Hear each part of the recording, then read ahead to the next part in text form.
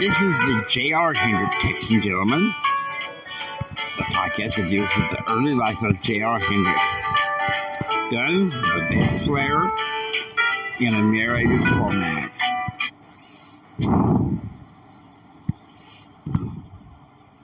Welcome to the podcast where, well, it's the calm before the storm of a train wreck in the Hendrick family. That's right. This episode is called The Shock of the Will. And with me this time is Brent Clark. JR is on the speaking circuit this week with his wife, Sarah Benavides. We tried to reach out to Blux Billiards, but he's hell-bent on being involved in the real estate deal of the century. Attractive HUD housing in Amarillo, I suppose.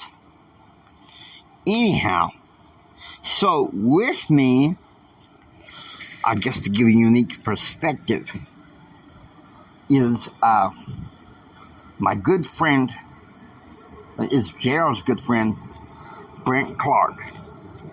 Brent? Oh, it's always good to be here in JR's place. So sorry he can be there. Well, maybe Lux is also vacationing in to visit JR's distant cousin Daniel in Texarkana to mow his lawn. With suntan lotion on, I don't think that's a good idea. Not someone Lux's size. And to tell you the truth, I never really liked him.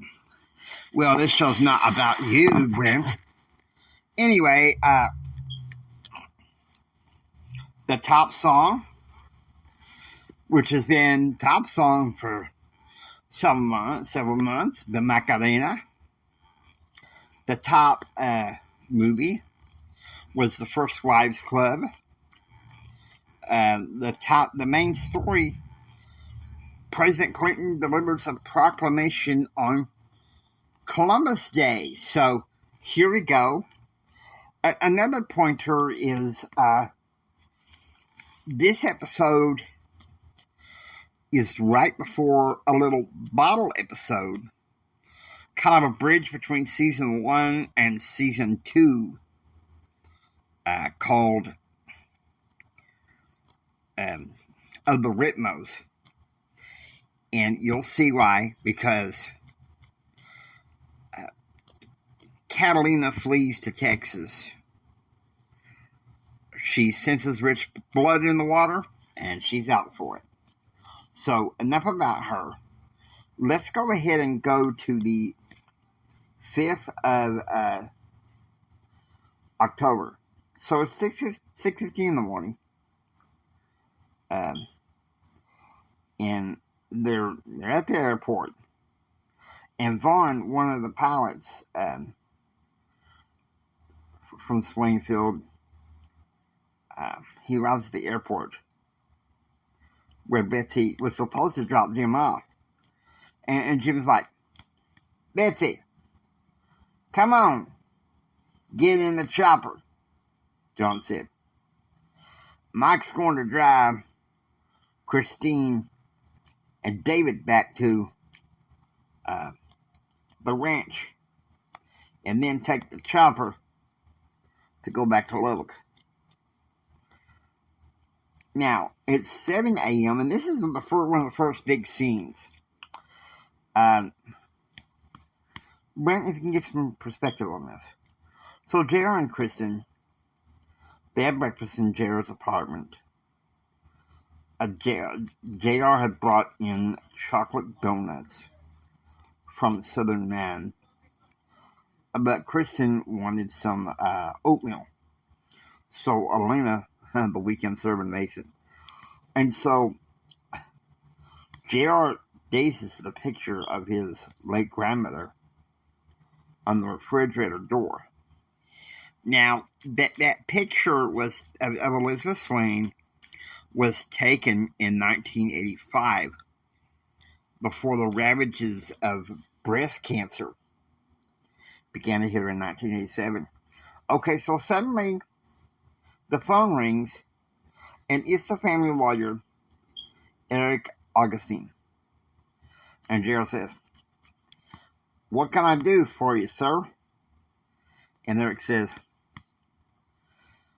"Your mother contacted me in a chopper on the way back to the ranch.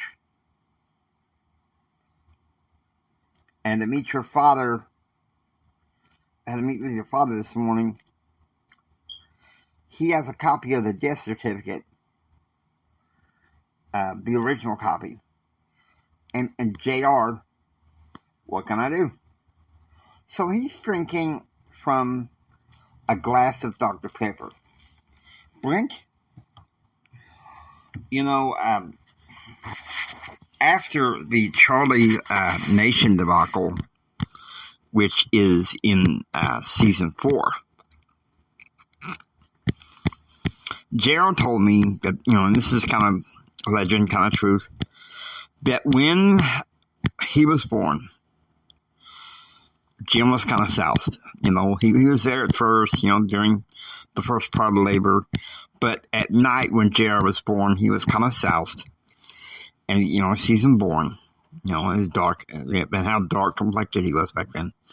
And he looks at JR and says, "Betsy," he's a cross between a bottle of Dr. Pepper and a bottle of Napoleon brandy. And Betsy slapped him for that. And, of course, summer of 1986, JR said that he loved his father, but he found out that summer from a midwife at the ranch who was there with the doctor, what he said, and it hurt JR. A sign of things to come? Unfortunately, a sign of things to come. Okay, so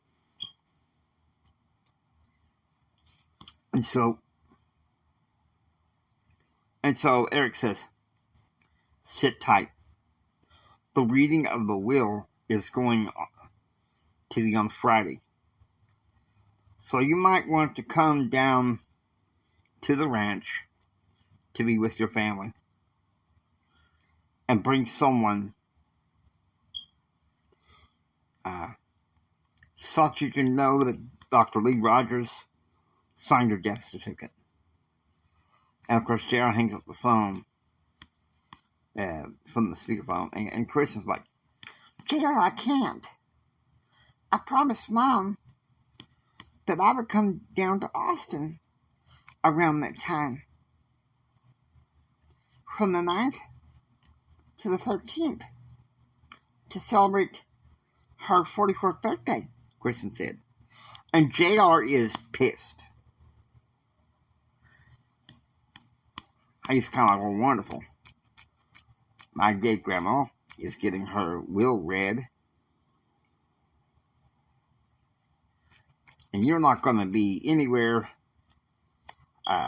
near to support me. I'm going to go eat in my office. Do whatever the hell you want." You could just tell he was pissed. Okay, so now it's 7:30 a.m. And this is not really one of my best parts. Meanwhile, back at the ranch, Elizabeth Marie is in a room watching the morning news when in comes Madison. She's bursting through the door. And she's like, "Well, I think you better get off your rear end and go to work." And Elizabeth Marie said, "Who made you the boss over me? I work during the weekdays." Other being Kyle's wife and the mother of his boys, what do you ever do? And Madison's like, Well, the towels need folding. The garbage needs taking out. Do something. And Elizabeth Marie gets on the phone and calls her academic dean of Louis University College to prepare for a brief stint of a few days in Washington, D.C. Now, Madison, that's kind of like what she did was uncalled for, and Brent, I never really liked her anyway when they used to come stay with the ranch, so just go ahead and get the woman the bail.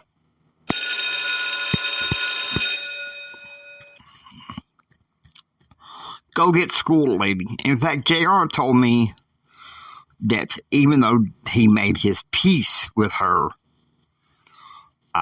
in 2019, that the war is back on because when Betsy was sick, and she's still sick, that she used Kyle's family to disrespect Betsy. And JR has never forgiven Kyle or his family. Of course, Kyle's no longer, well, can't give away the spoiler. Just like we can't get rid of the spoiler of the season finale in 99. Oh, yeah. Christine. But can I give a hint? Fine, I'll sing it.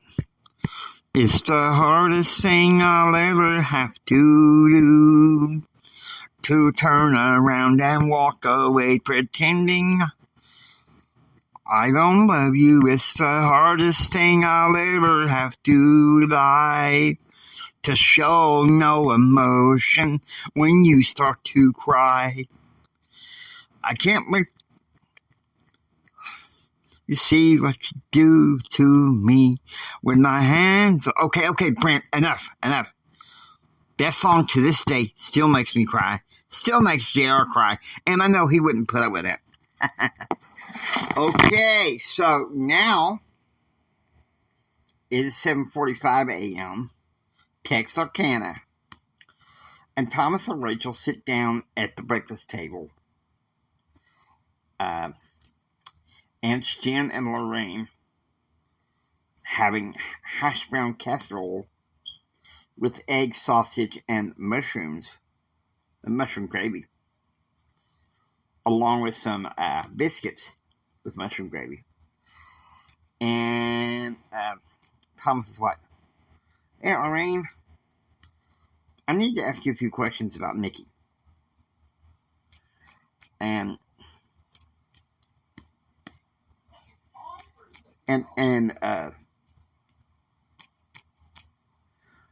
Maureen speaks up. She says, "He was mine and Ray's final issue, 26, old and directionless. In California was doing him no good. And well, after Ray died, within a few years, we ran out of money. So we came here to Texarkana." And Thomas says, "Do you think he would do well at the ranch in Texas?" Okay, so Rachel, I don't know what it is. I'm starting to really not like the character Rachel, because she shoots Thomas a nice glare. And she's like, "Thomas, just let him go."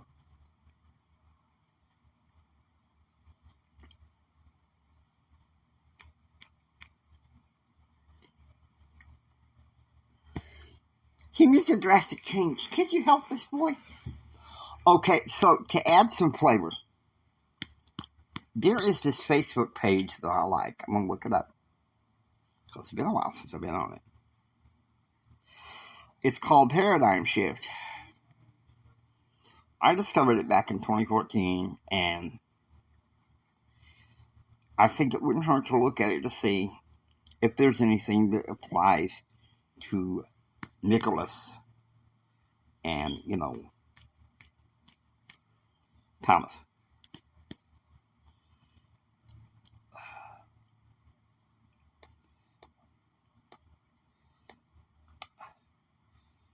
Wow, it's really changed a lot over the years.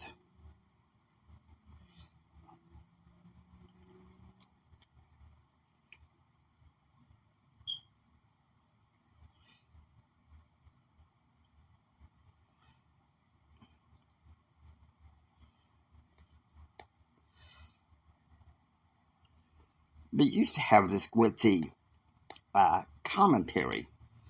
Oh, here's one.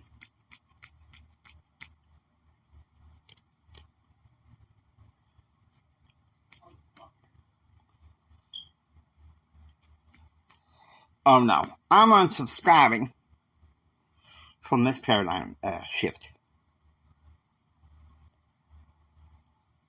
I'm not even following it. Because I'm sorry. Okay, here's one I did a while back. That's in paradigm shift. Unfortunately, they made some changes that I don't like.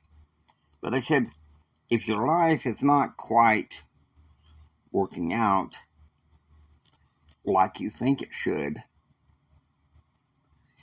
have the courage to admit it is not, because of other people.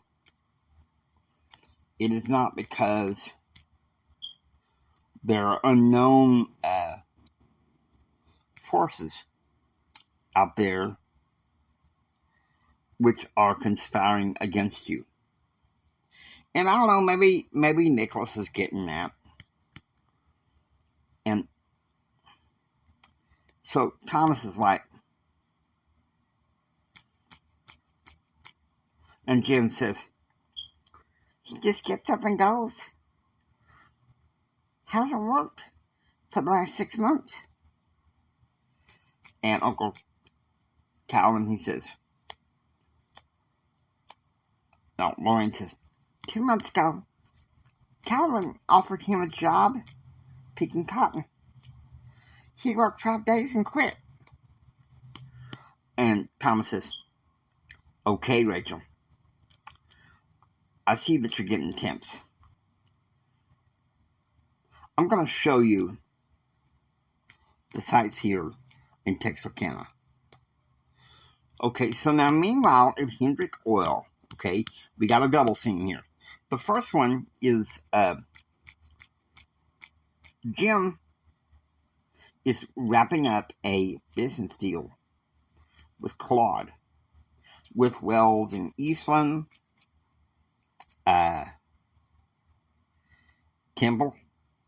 Eastland, Pampa, Amarillo, Brownsfield, and Fort Stockton. The Valorous Lake Resort was completed, and Jim would get his shares once Betsy signed the test document. That was mentioned in season 4. Now, at the same time, Kristen puts down her schoolwork, and she gets a phone call from a friend of Jim's doing business in Mexico. Patrick Maloney. And of course, it's raining in Pueblo, Mexico. And so Patrick, he's like,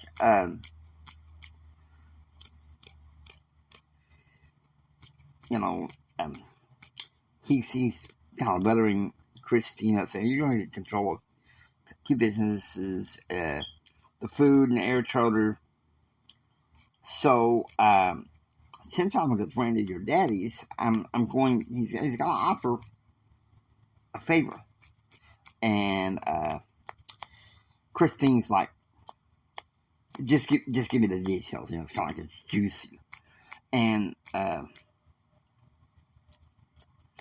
he's thinking, I was thinking of bringing you some local salt corn, cabbage, and some lime steel controls to the crankshaft in the planes. And she was like, well, when do you want to meet? And he said, well, let's meet sometime this week, preferably before Friday, so we can talk about your investments in Mexico. And Kristen's like, okay, call Kelly, Daddy's new secretary. She'll set up the appointment. Okay, so now it's 1 p.m. And at the law library, J.R. and Kevin McDonald have finished studying civil procedure. Kevin could tell easy something was bothering J.R. And he's like, okay, tell me the truth. What's the problem? He's like, I haven't seen you this focused on your studies since the weekend that Kristen's mother came to town. And Gerald's like, it's that damned mother of hers. She's asked my girl to go to Austin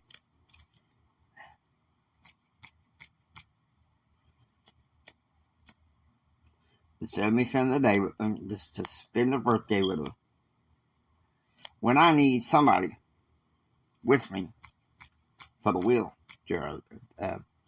And he's like fretting, and he says, I can't seem to even win with this woman. And Kevin says, all right.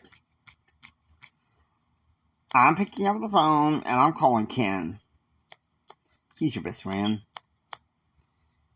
You can spend the weekend, this next weekend, with him.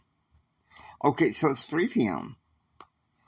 And back at the ranch, Jen and Christine, they're alone in the house. And Christine's like, there's my baby girl. And he's like, well, how about a fifth drink from my baby girl? Jack Daniels? Jim said, taking 2 glasses. No, I was thinking about Grandma's brandy wine. And I'm thinking, Christine, your grandma's dead. You want some of that brandy wine she's preserved in that cellar. And he said, Jim's like, don't tell your mama I gave you this. She thinks the proper young lady shouldn't get a drink until they're 21, unless I'm around. And Christine's like, I'm nervous about what's in the will. And Jim's like, will you just settle down? There's nothing to be nervous about. And Christine's like, Grandma Swain was always so partial to JR. And Jim takes a drink of Jack Daniels and says, oh, so you want competition with JR. Be careful what you wish for. You know, I gotta say the same thing to Christine. Be careful what you wish for. You may get it. And I'm afraid by the end of this season, Christine's gonna get hurt. Hell, we don't want to give too many spoilers, Brent. For sure. Okay, so it's 6 p.m. And it's at La Carne Verde. Margie is taking Brent out to dinner. And, of course, they're having carne asada. And Brent's asking, mustard, please. Now, why were you doing that? I had some childish tics back then. When I married Jesse and moved to Albuquerque, they busted me from that. Good. And so, Margie's like, you know, you sound just like your father did when he was in college. And Brent's like, come on, Mama. you never take an interest in the political side of the family. And okay, so C.B. Coleman walks in with Justin Ryder. You remember Justin Ryder, right? And Justin informs C.B. that he wants to step down as a columnist for the Lubbock branch of the Fort Worth Times, so that he can work more around his wife and family with his business's interest in Fort Worth. Of course, Margie shoots Justin a silent smile, her interest is perked up. Okay, so it's 7 p.m. After having dinner with Kristen, JR has Carmen show him back over to the law library, where he picks up the phone and he calls Eric. Augustine, he says, I'm worried about Dr. Rogers. Has this certificate been authenticated? Eric's like, would you calm down? Your parents always said, in some ways, that you was a fussy little boy. Look, already done. We must have at least 10 to 15 copies of that death certificate. So relax. But we'll get the red Friday. Okay, so it's 10 p.m. JR, he returns to his column and he just goes to sleep. Okay, so it's 10 a.m. Central. Thomas had been showing Rachel, some of the sights of Texarkana, Arkansas, reminiscing of his childhood memories that happened 17 years ago. Look at this. The place don't even look the same. And he's like, this patch over here used to be a big old patch of mud.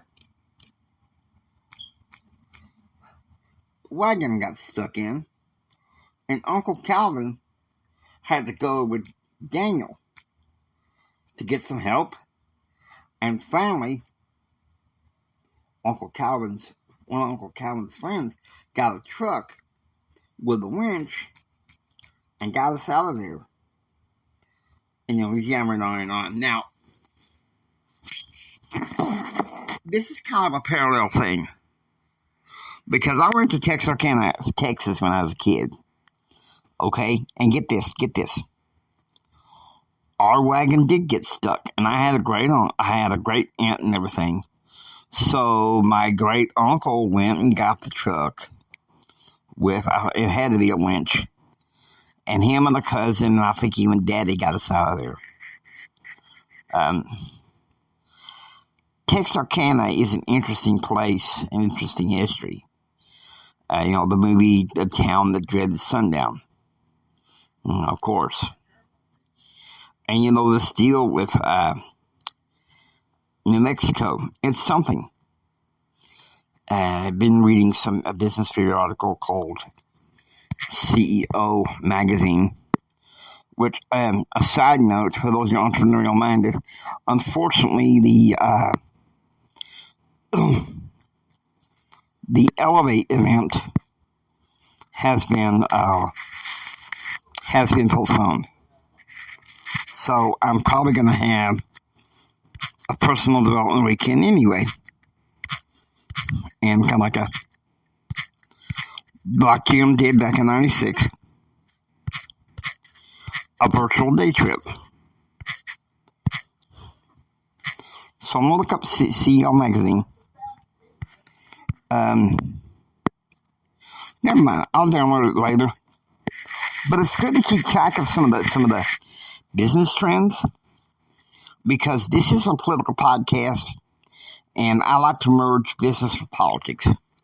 Unfortunately, this episode, it's more business than politics because, well, you know, Jim has stepped down from power, and he's trying to get his power back as an oil man. All right, so, okay. Of course, now, not long after that, they pull up at the gas station, and surprise, surprise, who did they see repairing a pump? Nikki Robbins. And Thomas is in shock. Like, your mama said you weren't working. And Nikki's like, please don't tell Mom. Nearly 2 years ago, a couple of friends of mine hotwired one of the guy's ex-girlfriend's cars. I got hit with a fine, so I'm working to pay off the fine. And Kyle's like, get your things. You bled through my grandma. You ain't pumping gas no more. I'll get you to the ranch. Jim and Betsy will contact his attorney, get the fine paid, and you can earn some money to pay me off, Thomas said. Now, okay, so it's 1 p.m., and Jim and Betsy, Kristen, Kyle, Madison, and Elizabeth Marie are having lunch at the ranch. Fried catfish with tartar sauce, fried potatoes, asparagus, along with shortcake and blueberry frosting. And Jim said, good to be finally back with the family. And Kyle, of course, he's always showing off. I was hoping you would get tired of chasing power, Kyle said. It's all that J.R. idiot seems to talk about. And Madison's like, honey, please. And Elizabeth Marie says, nobody told you to say anything. And of course, it's Elizabeth Marie, and she's angry. She says, quite frankly, I've always liked the JR a lot more than you. And Christine says, you should talk.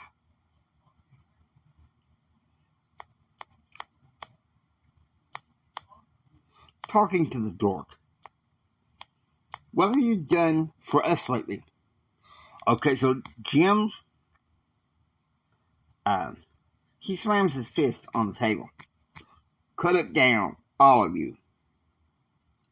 And of course, Betsy's, she's trying to smooth things out, It's good to be back with the family. Not chasing power. An interest in Washington, Betsy said. And Jim says, Bill Clinton will get his spies to leave me alone. Or, what I said this past week is nothing like what I plan to do after the election, Jim said. Brett, do you think that the spies will leave Jim alone? No, I think some of them are seriously plotting. They seriously are. Okay, so now it's 3 p.m. With his girl having a meeting with Betsy, JR is at loose ends.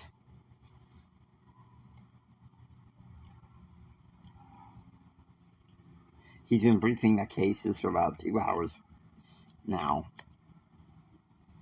But he began reminiscing about some of the good times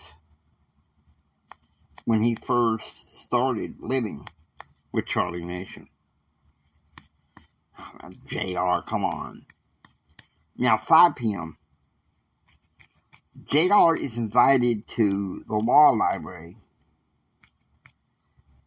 with a steak sandwich dinner to study with his friend Harry Milkinson. Now, Harry Milkinson is going to play a big hand in the battle. And Harry's like, something's not good. What's bothering you? And Jared's like, my girl. She seems distant. Everything is about her, mama. Her studio. Contracts. I just don't know anymore. And Harry's like, give it a time. You two have been dating each other for 6 months now. Okay, so it's 6 p.m. As Kristen is having dinner and watching 60 Minutes, JR is in the law library and he is studying civil procedure and legal practice to take up his mind, his woes. 10 p.m. JR returns back to his condo and he just goes straight to sleep. You see the pattern there? Now, I think it's probably going to change the next day. Let's see. It's 1 p.m. And at the Titan Club in Odessa, Jim and Claude stopped by for lunch. And Dora, the host, says, well, she's like, good afternoon, gentlemen. Your table is ready, so she takes them to the table. And Ginger's their waitress. She says, can I get you gentlemen something to drink? And of course, Jim, they order their usual. And they both ordered a gridiron steak, which was a ribeye. And of course, both of them wanted well done. And so Jim said, you know what's crazy? I knew at some point I would be back making all deals. Just feels so surreal. And Claude's like, he's like, really, it's strange. What a nice concept. You've been acting strange for the past 2.5 years. And Jim's like, no one to persuade me to go back to work up in D.C., especially for Clinton. And of course, 10 minutes later, Ginger comes with their drinks and their dinners. And she's like, thank you, gentlemen. There you go. Now, gentlemen, is there anything else? And Claude says, no, we'll wait. And he says, there's a farmer that's wanting to give us a pipeline up in Midland that would go all the way to the wells that we want. Oil ain't been the same as it was ever since you left, pursuing fame and power. And Jim says, I changed my ways, Claude. For the first time, I just want to be home with Betsy. Like a deal. Because Christmas I'm going to be in Gainesville. Hold up for several months. So I can start working on my memoirs. And Claude's like, why in hell would you write a tell-all record of your dates with the Clintons? And Jim's like, the Bushes and the Clintons. Other than maybe a few glory days I had with the Bushes in 91. I can't tell the difference from either one of the administrations. And so, at one point, Claude left the table during lunch to answer a phone call. And Jim's opened up the Fort Worth Times, where he saw a column from Newt Gingrich blasting President Clinton for pushing away one of the best budget hawks in the Small Business Administration ever. Gingrich blasting Clinton. Okay, so now it's 3 p.m. Of course, Kristen is meeting with her agent at the studio, so JR and Susan Inhofe stop to have some drinks at the Market Snack Bar in Lanier Hall at the law school. Now it's 5 p.m. Okay, Kristen had already eaten with her agent, so Matilda makes him a steak sandwich with some macaroni and cheese. And JR's yammering, he's like, Kristen, darling, when we have our firstborn son, I'll see to it that he has a Hendrick business. Maybe with my daddy's legacy. Maybe without it. I don't care. Either way, that boy is going to learn good. Now, Kristen is wearing a swanky dark blue jumpsuit. And no makeup, which is fine. Today, they're going to the house of Bruce McGraw to make some amateur phone calls. Okay, so it's 5:30 p.m. And back at the ranch, Claude and Janet invite Jim and Betsy for a night dinner. And of course, and drinks. And they said no.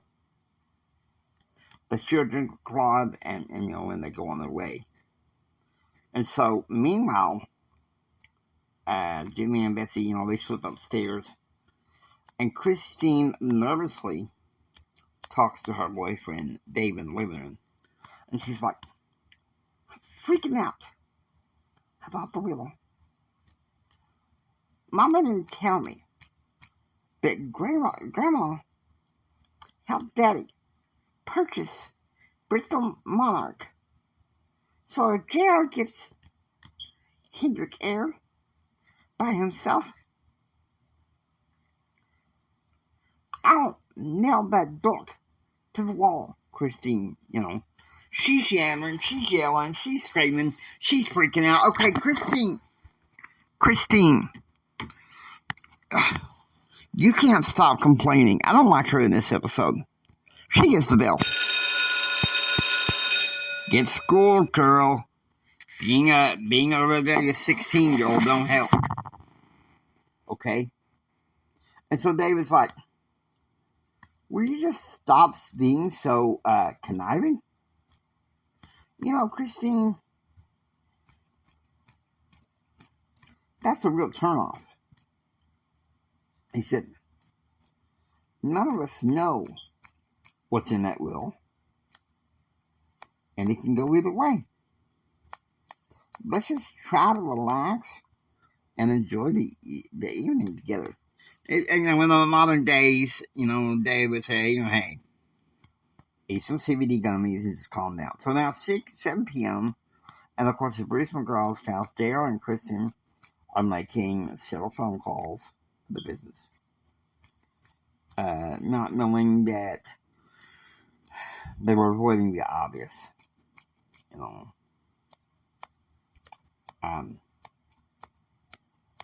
Seemed that JR and Kristen knew,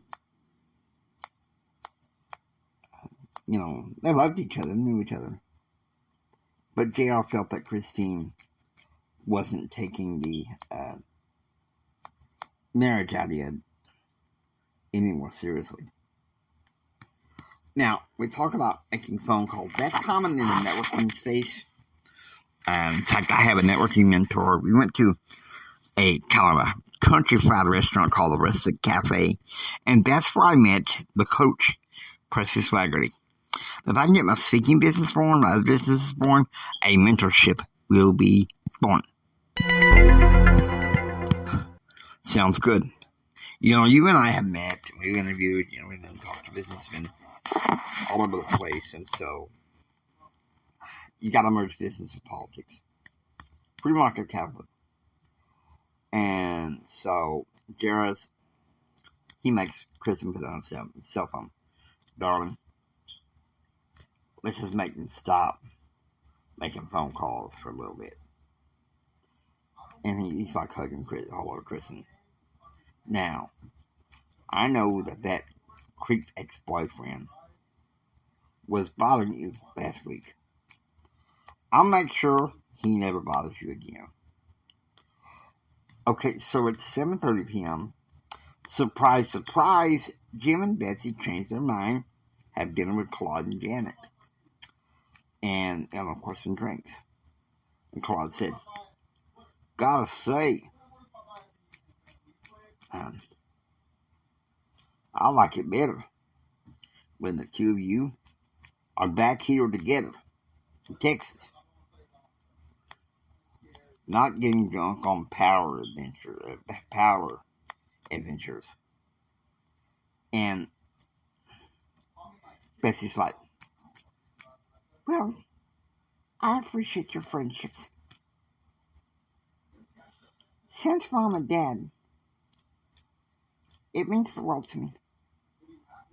And Jim says,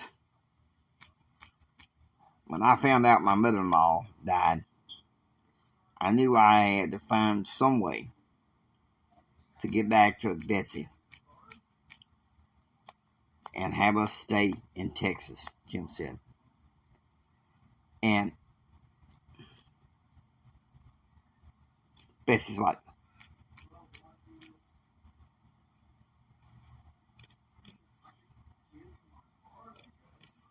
and Betsy's like, and Betsy says, and Jim's holding her hand. I appreciate, and Jim's holding her hand, and Betsy says, look, I appreciate her speech at the ball. She's a good lady. I guess I just wasn't generally enough for her. And Betsy's like, goodness sakes, Jim, don't say that. And I love this, closure for the Swain Hendrick family. That's good. Because this is like nearly a year in the making that should have happened, and well, it just didn't. Now, the beauty of 10 p.m. Back at the condo, JR and Kristen make out, and then they talk. And JR's like, we're getting to avoid the obvious engagement. And Kristen's like, get to the point and tell me what you know. And he said, I remember the day we met outside the Texas Capitol, June 14th, 1988. I felt like it was destiny. Well, I'm setting away a date for our wedding to June 14th. And I've asked him to provide me an engagement ring for you. And Christine, she grabs JR and holds him close and tight and said, oh my God, you are the sweetest man alive. I'm sorry. I've been so busy with that studio and some property in Texas and New Mexico and playing some tours But I forgot what we mean to each other. I'm sorry. I'm really sorry. And Gerald's like, don't be. Just give us 2.5 months and we'll be engaged. Okay, so now it's the next day. It is the 8th, 7 a.m. Jared and Kristen are having donuts in Jared's condo for breakfast. Jared takes out his computer, a laptop, and begins emailing to his mother his desires to marry Kristen. Okay, so this just in, after he finishes his email, his cell phone rings, and it's his mother, Betsy. JR, we need to talk to you about something. And Jared's like, well, what is it? Got a call from Dr. Rogers, Betsy said. Your daddy and I have to meet in the coroner's office, examining room, at 9 in the morning. Okay, so now it's 8 a.m. And in Texarkana, Thomas gets a call from Betsy telling him about the meeting tomorrow at the coroner's office. She told him not to worry, but to be back in time for the reading of the will on Friday. And Aunt Jen's like, what is the matter, Thomas? Thomas, you know. And Thomas is like, Grandma's will's being read Friday. And Rachel says, we need to schedule our flight. And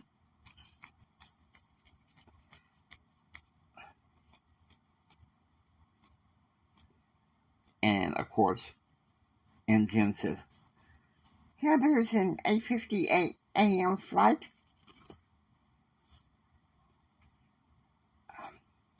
Wednesday, if you want to be back in Midland. And Thomas, he gets up from the table.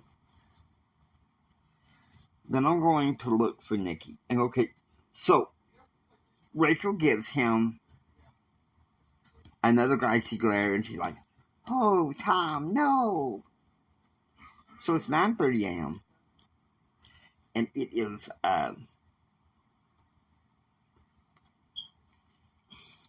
legal practice class.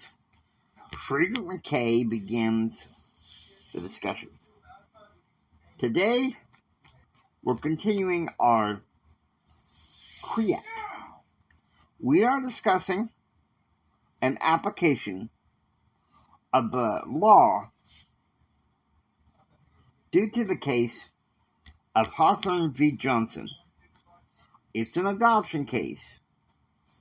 In 1982, Robert and Ethel Hawthorne adopted Robert Johnson, son of Brent Johnson and Betty Fuchel Johnson.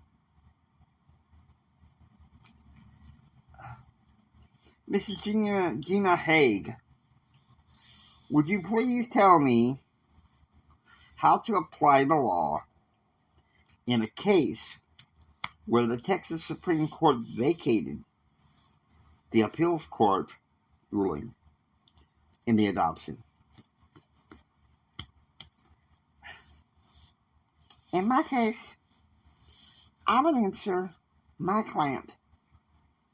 If there is a failure to disclose on the other part in the matter of adoption, and Professor McKay smiled. Close, but not in the same ballpark. Now, at the same time, Jim and Betsy meet in the medical examiner's office. And Dr. Rogers says, it's like I said, suicide, homicide, abridgment, She wasn't killed, Dr. Rogers said. And Betsy's insisting, it was a suicide. And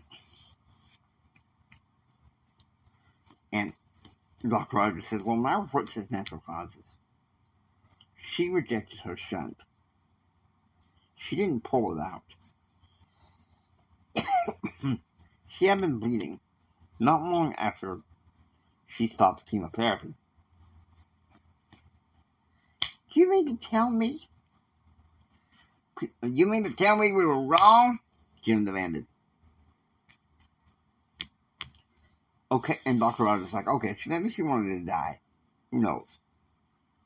I'm a medical examiner and not a mental health expert. Stomach contents the night before she died. A hamburger and some sparkling blueberry cider. And Betsy's face lit up. The blueberry cider was right with her when she was found at the kitchenette on the second floor. And Dr. Rogers said, yes. But come back tomorrow. I'll make sure all the death certificates are properly notarized and authenticated. Okay, so it's 1:50 p.m. Carmen picks up J.R. at law school and takes him, to the condo where he can study. 2 p.m.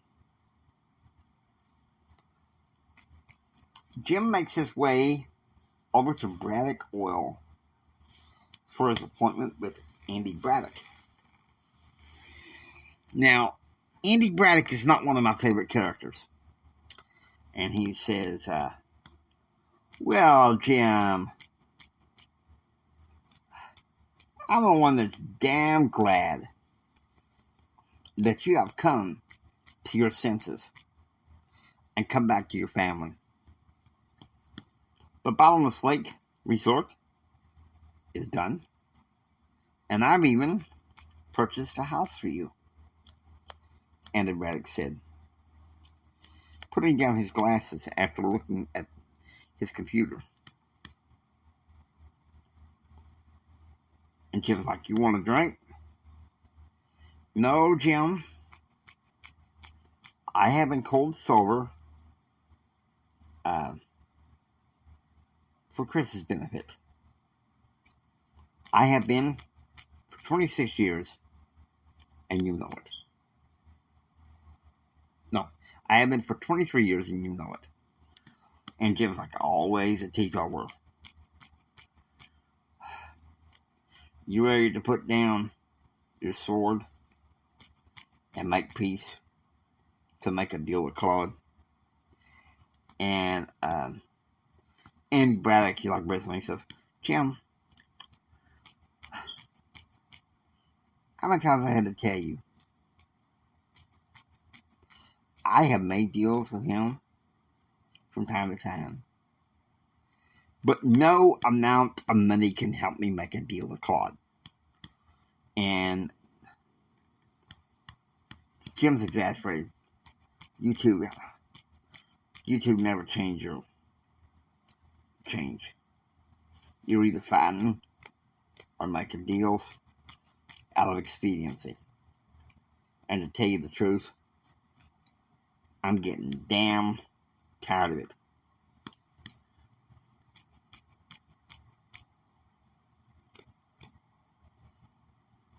I have a couple oil men up in D.C.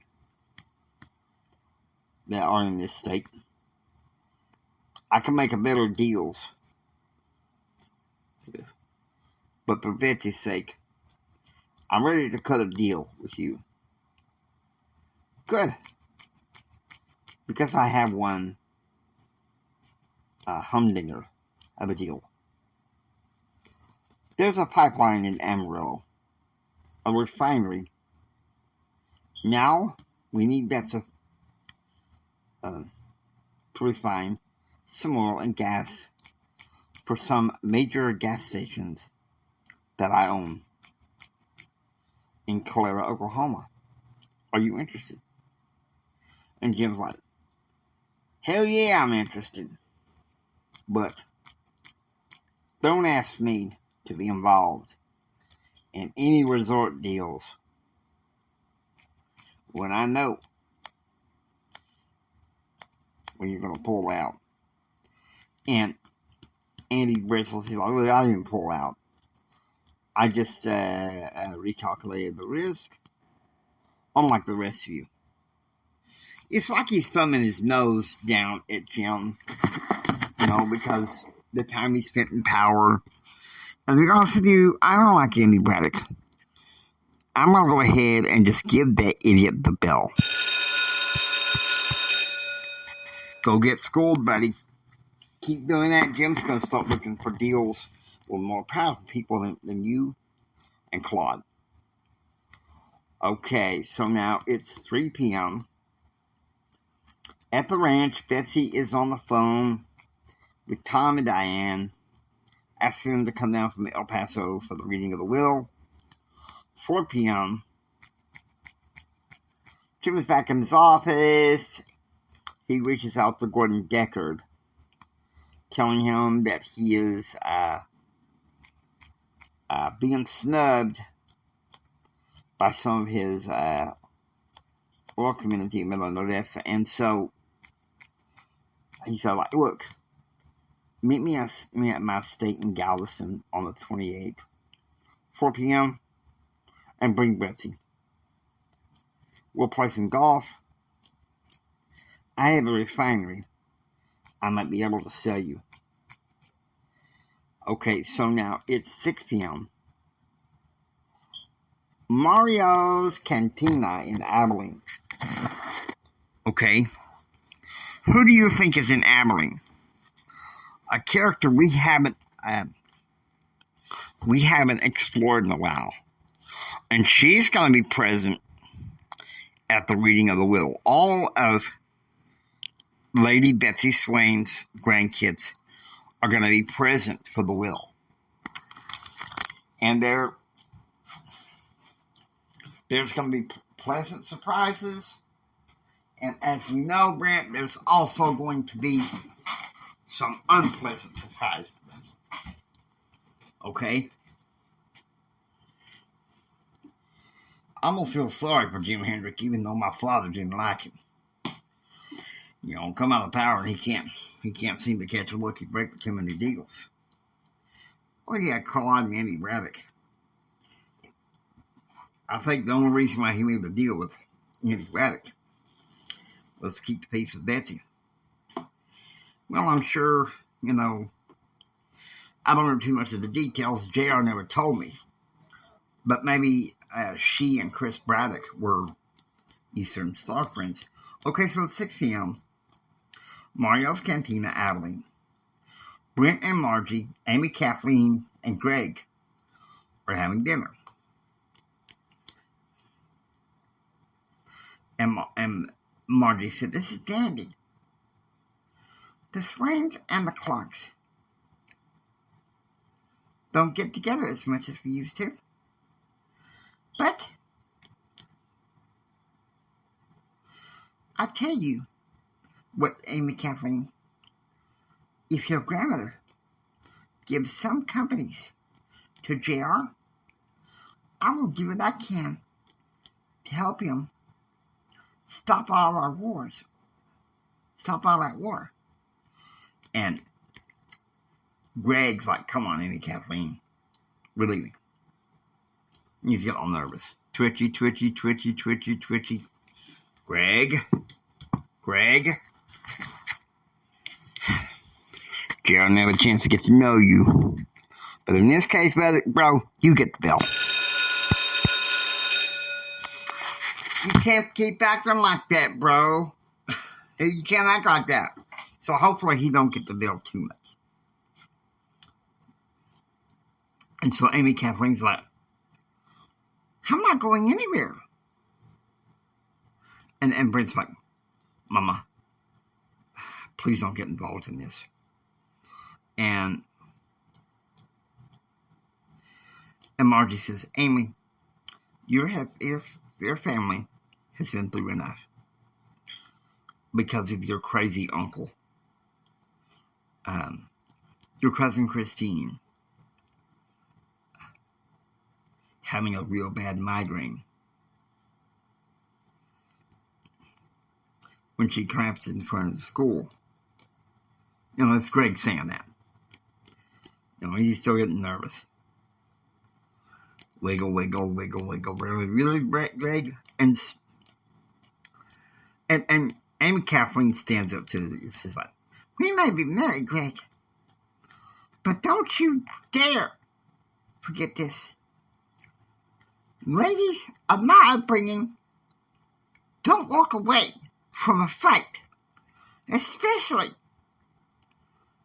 when somebody I love gets hurt. Okay, so it's 7 p.m. At the Amistar meeting, JR had invited 10 people to attend the meeting. Of those, 5 said yes on the spot. 3 became customers, and 2 were no-shows. Okay, so it's now at 8:30 p.m. Jim's at a rig in Hereford, Texas, which is pumping its heart out. The rig belongs to Andy Braddock. But now, Jim's signing the deal. $19 million from the proceeds would go to Jim.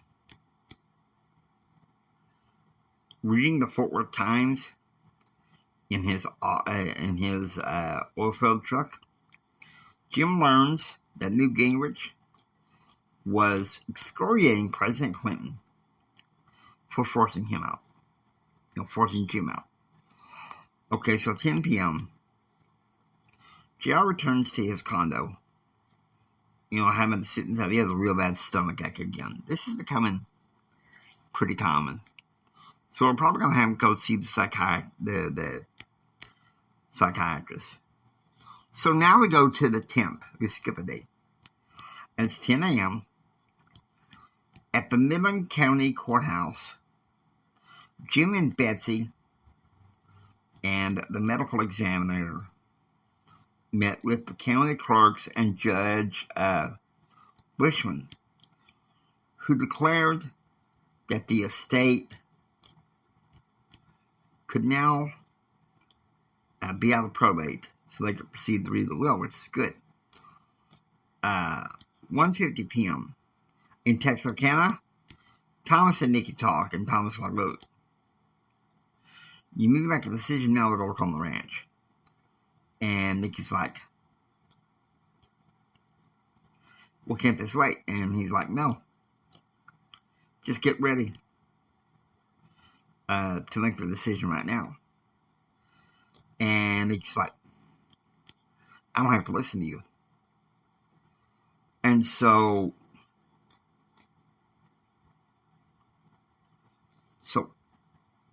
Rachel's shooting one of the other icy glares. I don't care what he says. Pack his bags. Now, Rachel, he's going with us to Swainfield. And Rachel's like, she shoots another icy glare. And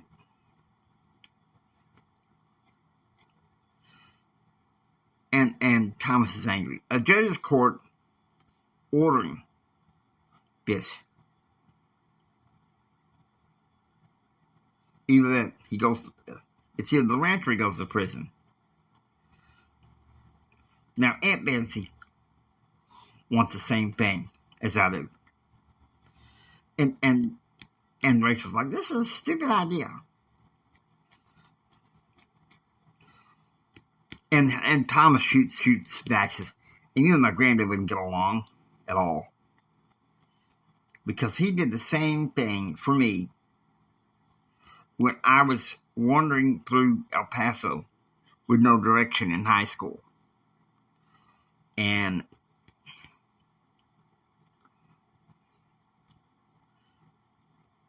Rachel's like, yes. But then he died. And then Jim and Betsy had to pick up the tab, Rachel said. He's given another icy glare.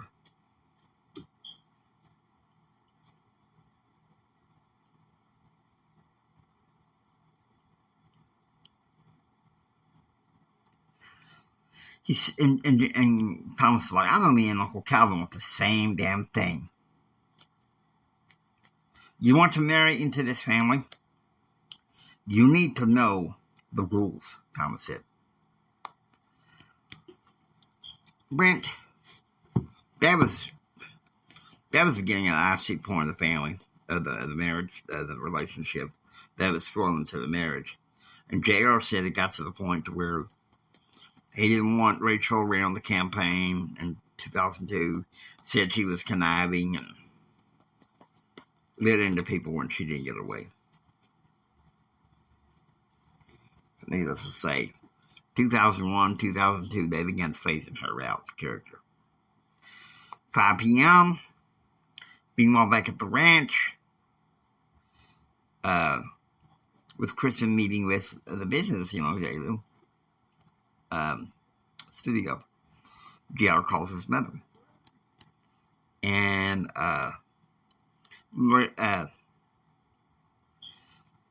and of course, Betsy says, Elizabeth Marie, please try to keep the peace.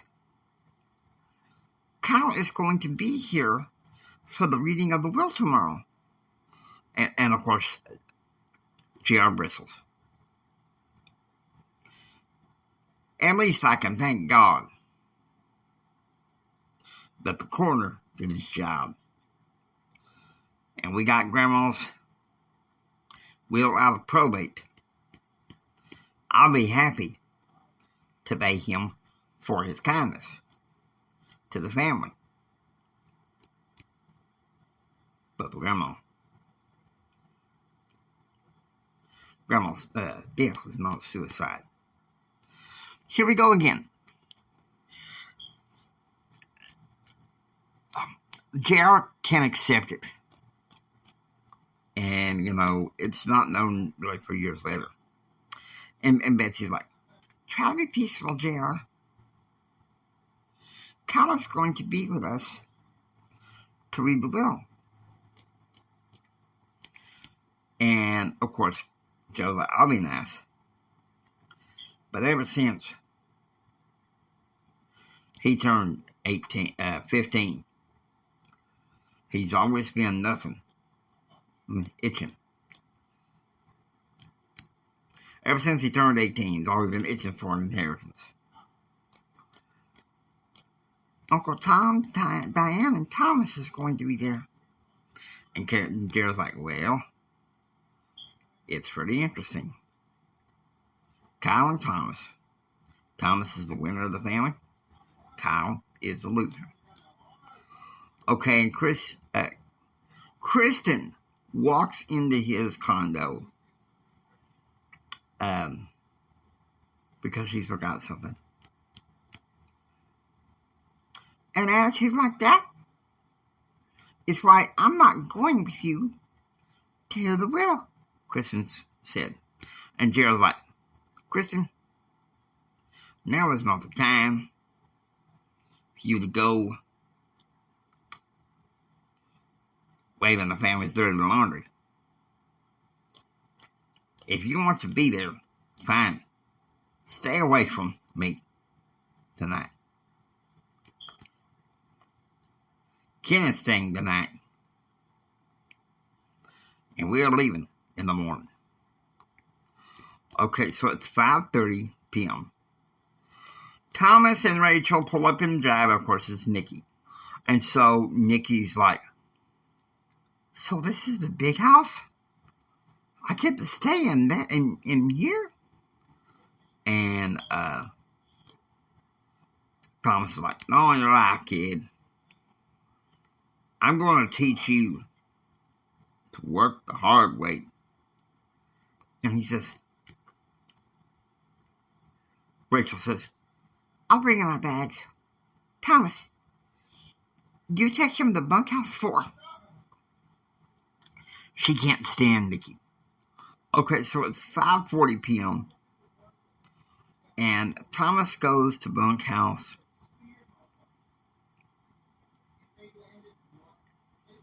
Takes him to bunkhouse 3.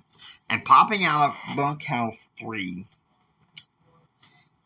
is Bob and Chris. Two ranchers. And he says, and Nikki says, man, I would have been better off in prison. And Thomas is like, don't be a jackass. My granddad and my Uncle Jim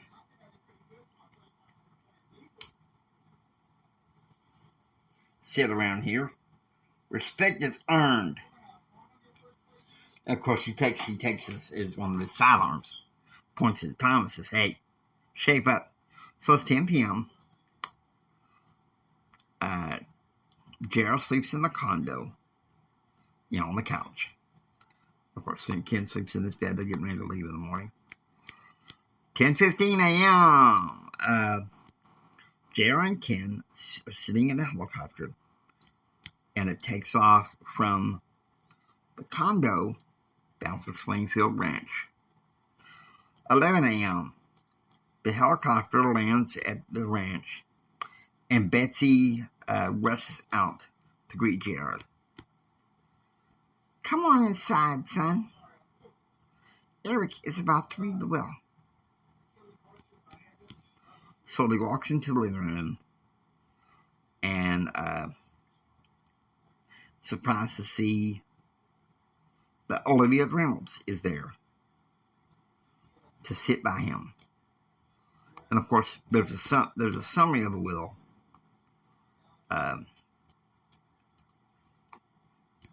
Springfield, she gives to Betsy.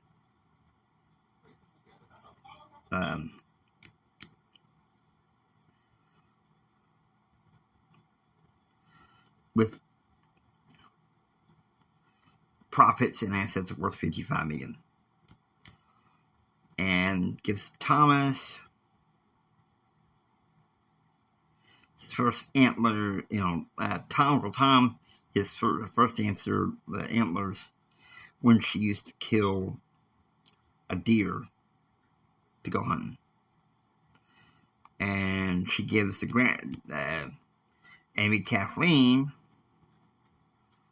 a loft in Pecos.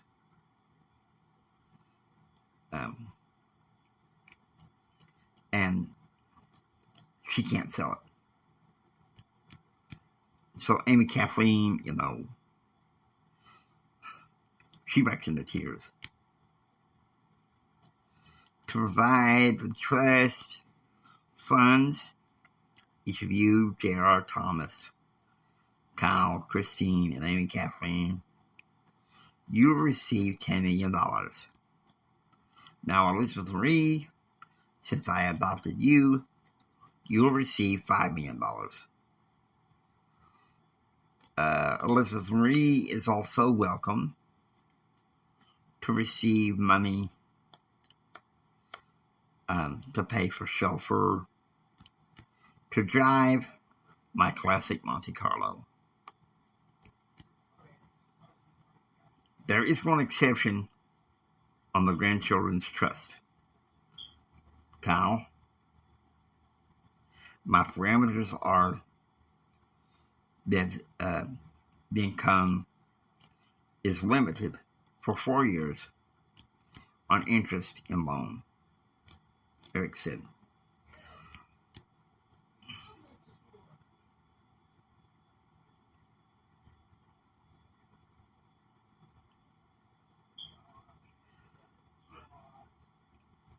And Gerald's like, ain't that something? It wasn't the best interest for you. Keep you from spending capital like water, Gerald said. And Betsy's like, JR,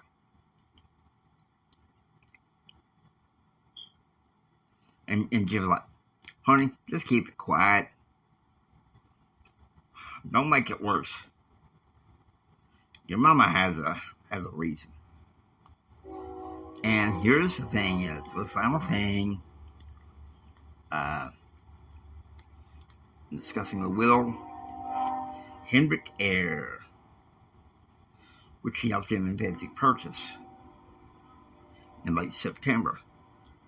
The original writings for that are null and void.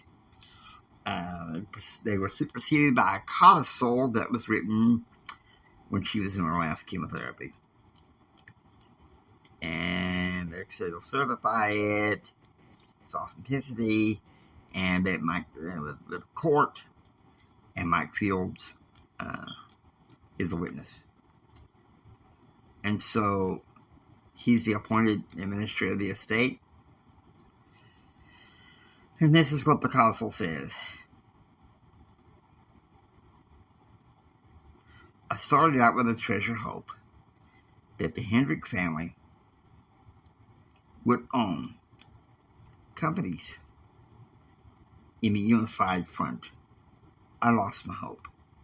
Hendrick Air can only have one person at the helm, and it's got to be the one that wants it the most. And Betsy loses, like, Mama, no! So Jim corrects us, like, keep your voice down. We deal with it later. Therefore, Michael will conduct the first audit in which both JR and Christine will share exactly half of the company. And there will be a 1-year contest. After 1 year, Mike will conduct a second audit. Whichever grandchild gets the most assets will get 46% and can run the air charter as they see fit. The loser will get 24%. And the remaining 30% I want to go divided between Betsy, Kyle, and Thomas, so that each person can have a say on the company, which ownership should never go outside the family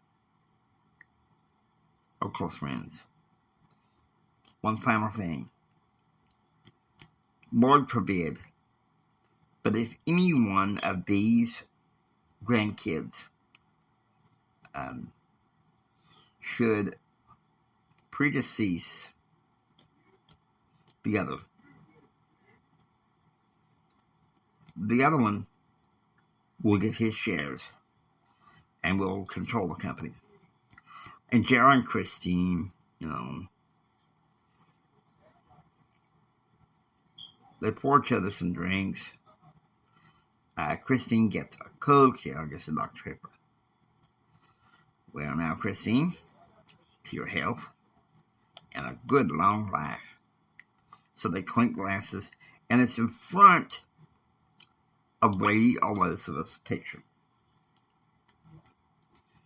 And so we have some orange juice here. No. We have some South Padre tea, which is mint tea with Sprite.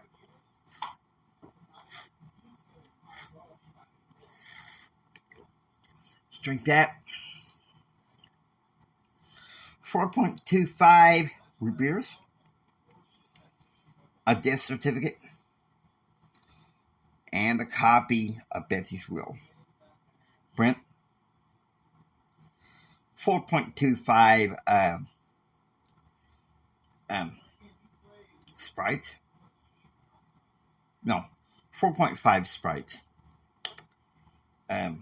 Dinner at Mario's.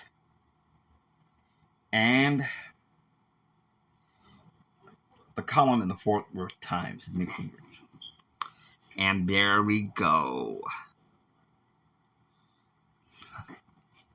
There we go.